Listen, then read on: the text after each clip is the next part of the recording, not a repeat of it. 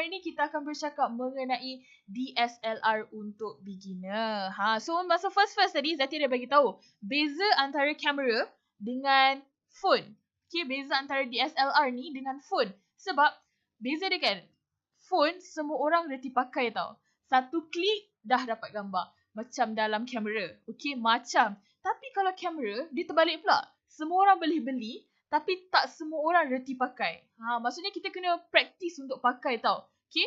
Dan contohnya, kalau kita nak buat assignment ke, nak buat kerja ke, takkan kita nak gunakan phone, betul tak? Nampak sangat tak pro. Nak lagi, kalau kita ni, macam contohnya kita akan further untuk korang yang akan further study dalam bidang visual ni yang memerlukan korang untuk ambil gambar. Takkan korang nak ambil gambar, nak buat assignment pakai kamera phone, betul tak? Mesti korang kena pakaikan DSLR supaya gambar tu nampak lagi, orang kata nampak lagi kemas dan nampak lagi pro lah, okay?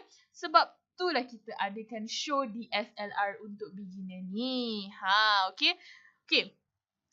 DSLR ni ada 5 brand besar. Seperti mana yang korang tahu, kita ada Nikon, kita ada Canon, kita ada Sony, kita ada Olympus dan kita juga ada Fujifilm.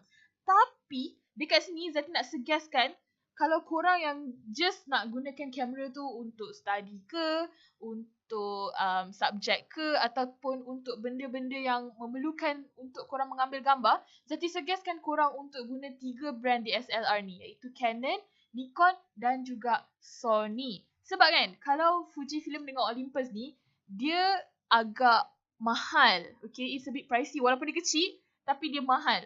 Okay, so tapi kalau korang yang memang sukakan, orang kata memang sukakan travel atau memang suka ambil gambar masa melancong ke, korang boleh gunakan kamera brand Fujifilm and Olympus ni. Since dia memang ringan, dia memang kecil. Okay, tapi kalau korang yang memang nak pakai untuk tujuan yang formal, macam nak study ke, nak kena photoshoot sana ke, photoshoot sini ke, Zaty cadangkan untuk korang gunakan Nikon, Canon dan juga Sony. Okay, so kalau bila kita nak beli kamera ni, semua orang akan ingat macam, oh kita kena beli semua benda. Kita kena beli tripod, kita beli ni, kita kena beli ni. Tak, okay.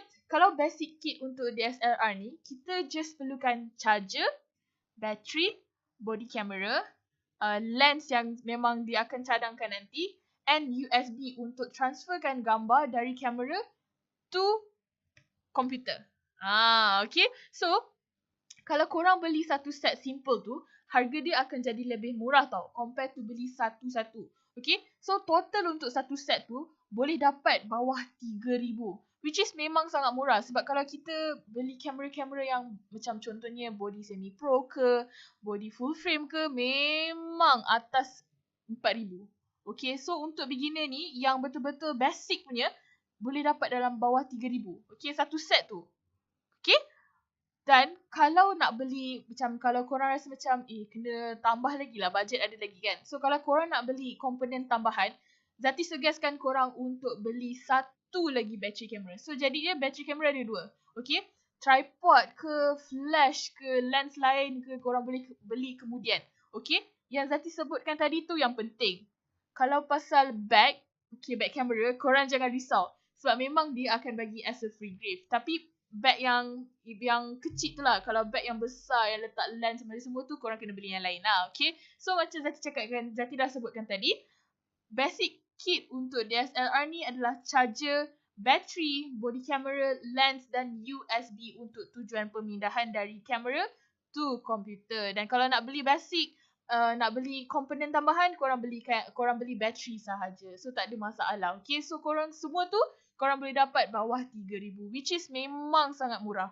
Okay, dan kalau korang nak dapatkan kamera-kamera ni, korang boleh dapatkan dekat kedai-kedai kamera lah. Macam contohnya dekat Shah Alam ada satu, dekat Seksyen 19 kedai kamera Shah Alam. Okay, okay.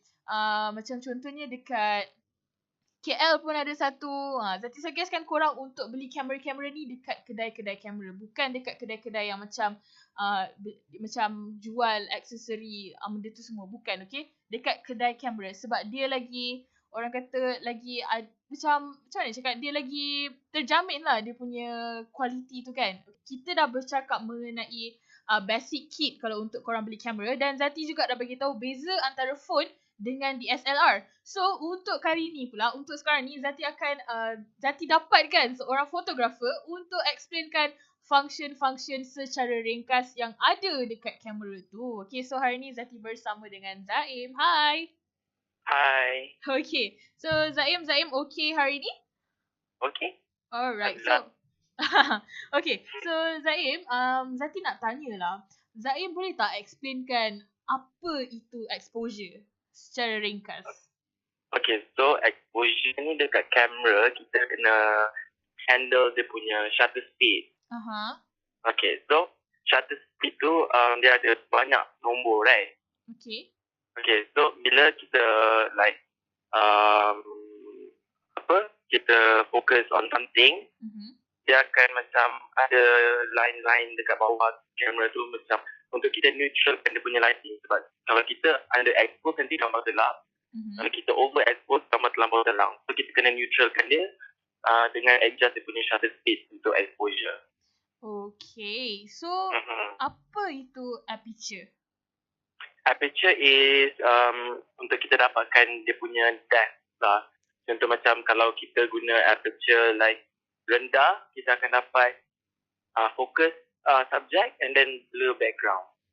Kalau kita guna like aperture like besar, contohnya 22 f22 kan, kita dapat semuanya tak ada depth lah, kita normal punya tu. Okay. View. Yeah. Okay, so apa ada ke beza antara exposure ni dengan aperture? Exposure dengan aperture beza dia tak banyak sangat, just dia punya depth of field lah. Okay. Alright, macam kalau dekat kamera kan, dekat bulatan tu mesti ada function A, ada S, ada P, ada M kan? Okay, so boleh tak Zaim explainkan sikit A tu untuk apa, S tu untuk apa?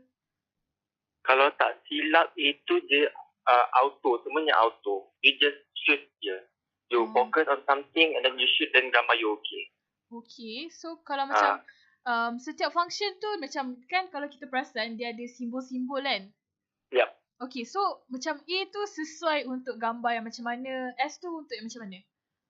A tu untuk gambar macam korang nak shoot landscape, gambar shoot pemandangan. Kalau S tu untuk shutter speed, which untuk dia senangkan korang untuk ambil gambar yang bergerak laju, bergerak pantas.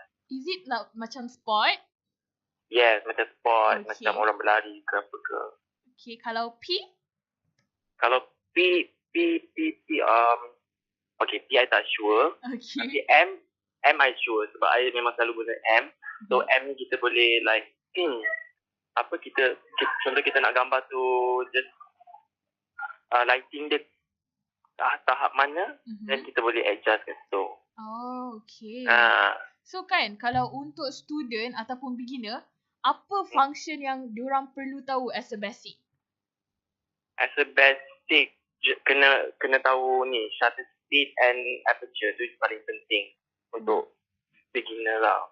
Okay, so yang tu je lah, aperture dengan exposure lah, paling shutter speed. Yes. Okay, so thank you Zaim for sharing. Alright, no problem.